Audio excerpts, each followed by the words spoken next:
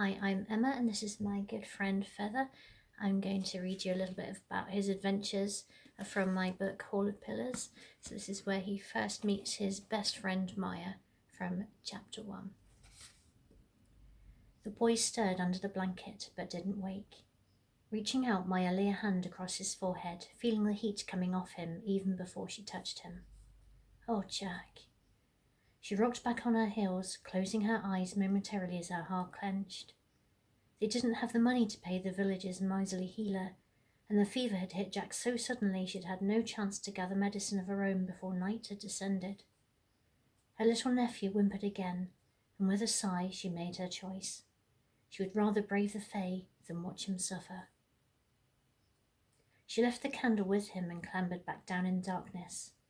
Feeling with her fingers, she picked up her sharpest kitchen knife and, taking up a horseshoe hanging on a ribbon, placed it about her neck. The fireplace was a black wound in the wall, the neatly stacked wood waiting to be lit for the morning cooking. She wrapped a cloak about herself, slung a bag over her shoulder, and stepped out into the night. Despite her resolve, she found herself rooted to the spot for a moment, her ears straining and her eyes trying to pick out shapes in the gloom. She held her breath. Somewhere in the meadow a fox barked, but it wasn't wild animals she feared. It was the Fae. Maya's heart skipped a beat when an owl dipped low across her line of sight. She touched the cold metal of the horseshoe for luck and hurried across the open meadow, the grass clutching at her long skirt. The white willows grew half a mile into the forest where a small brook snaked towards the larger river that had formed the valley. Water was one of the most dangerous places to visit, even in the daytime. Maya stepped as silently as she could, her nerves on edge, heart jumping at every sound. There was the lightest of breezes, enough to stir the new spring leaves and tease the ends of her hair. It was hard not to imagine the trees were whispering to each other or hiding other voices. She placed her feet carefully, cringing every time she snapped a twig or rustled the undergrowth. She sighted the willows. This would be the most dangerous part. She drew in some long, deep breaths through her mouth and forced her feet forward, eyes straining in the dark for any sign of danger. The brook itself was silent here, deep and dark. She reached the nearest willow, ducking under its pale finger-like leaves. Reaching tentatively, she touched the rough grey bark and was about to cut into it with her knife when a movement caught her eye, and she recoiled in fear. A tiny man stood looking up at her with a finger to his lips as he flapped a hand to frantically shush her. A brownie! The fear drained from her, leaving her light-headed. He was no more than a foot tall with a wide, flat head. His hair was a greenish-brown, short and tightly curled, his ears large and pointed, his nose sharp and long. His body was as squat and wide as his head, giving him the appearance of a taller creature that had been stepped on. His little dark eyes showed he was afraid, and he removed his fingers from his mouth to point at the brook. Maya followed the direction he was pointing in, and her stomach turned to ice as she saw something dark moving just below the water. The brownie waved her hand at her, gesturing she should get on with what she was doing, whilst he himself backed away from the water toward her. Maya cut at the bark, her hand shaking and her eyes darting to the brook. She placed what she had in her bag, wincing at the sound the fabric made. The brownie hissed at her, and she didn't need telling twice. She ducked back under the tree. Every part of her screamed at her to run, but instead she moved slowly and carefully, trying not to make a sound. Glancing down, she saw the brownie had stayed with her. Only when she reached the meadow did she dare to speak in a hushed whisper. "Thank you." "It would have found me too had you made too much noise." The brownie gave a shake of its head.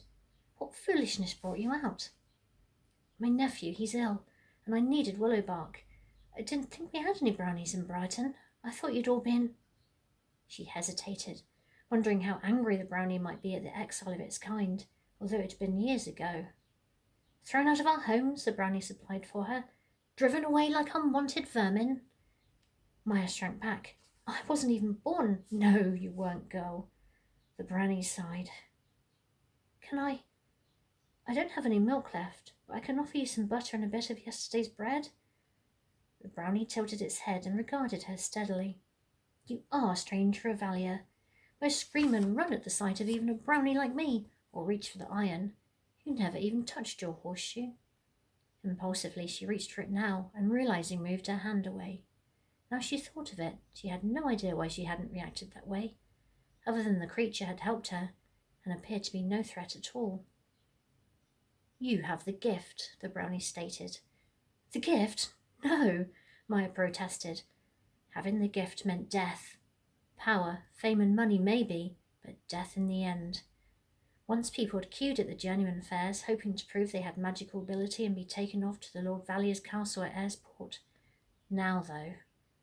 Now people with the gift lived in fear of being taken away to the castle. No spare ward, it seemed, lasted long in service to the valley. "If you say," the brownie refused to argue. He scratched at the end of his long nose. "Bread and butter would be welcome." "All right." Maya checked the meadow was clear before stepping out into the open. The sickle moon was giving a little light between the thin clouds. They made their way in silence, too wary to make any noise until they reached the fenced garden of Maya's cottage. Wind chimes dangled from wooden posts, nailed in with iron. Old, worn horseshoes were hanging here and there. "Can you pass?" Maya asked. "It'll feel a little prickly, but iron isn't so bad for brownies, and we can tolerate touching it." Maya opened the gate and let him through, firmly bolting it behind them. She hurried to the door, worried Jack may have woken and found her gone. Only when she'd hung up her cloak did she realize the brownie hadn't followed her inside. "You can—" "Nah!" The brownie halted her with a warning finger. "Never invite a fae into your home unless you're sure you can trust 'em. Once you invite me in, I'll be able to come and go as I please." Maya hesitated, torn between good manners and protecting her safety and Jack's. For some reason she had instantly taken to the little brownie, but it could easily be an act on his part. Once they had been the most helpful and benign of all the fae, living with humans and helping them in their daily lives. Occasionally, a brownie would turn on a bad or greedy master, and they would become as evil as they had once been good. But Maya had no intention of keeping the little creature. "I'm Maya," she told it. "What's your name?" "Hey, you know I can't be giving you my real name." He waggled a finger. "You can call me Feather." "Well, Feather," Maya decided, "you can come in, but if you want to come in again, you must have the courtesy to stop at the door and knock. I don't want a fae slave to do my chores for me, so as soon as I've seen to Jack, I'll make you a set of clothes to free you." Feather tipped his white head to one side. "A strange value indeed." "I'll accept those terms, only the valley's an extremely unsafe place for brownies. Would you take my labour in exchange for a little food and a place to shelter? I saw you had a small barn. I also have a house and plenty of room for such a little guest. You're most welcome, Feather." He gave a bow, making her laugh. "Well, Maya, hold off on the new set of clothes for now, and we have a bargain." Maya busied herself grinding up the bark with her pestle and mortar, whilst Feather ate his bread and butter with a dab of honey. She had found him a wooden egg cup to drink from, which he filled with mead. Without being asked, Feather got up the fire going and swung the kettle over it to boil up water for the willow. Maya's eyes were stinging with tiredness by the time they had it ready, and she climbed up into the attic with Feather waiting anxiously at the bottom of the ladder. The candle only had about an inch left, but its yellow glow was comforting and strong. She stroked Jack's damp hair from his forehead and reluctantly woke him. "Is it morning?" the boy asked hoarsely. "Not yet. Drink this tea down if you can." She had added honey both for his throat and to sweeten the bitter bark. He drank down thirstily, and pushed the cup away abruptly when he realized what he was drinking. "Aunt Maya, we had no willow left. You didn't go into the woods at night." "It's okay," she shushed him. "I had help from a friend. He's downstairs and you can meet him when you're feeling better. Drink it all up now." He did as he was told, and she settled him back under his blanket. "Would you like to keep the candle?" He nodded, looking anxious. He knew how much candles cost. "It's fine," Maya smiled at him. She kissed him on the forehead, then climbed down the ladder.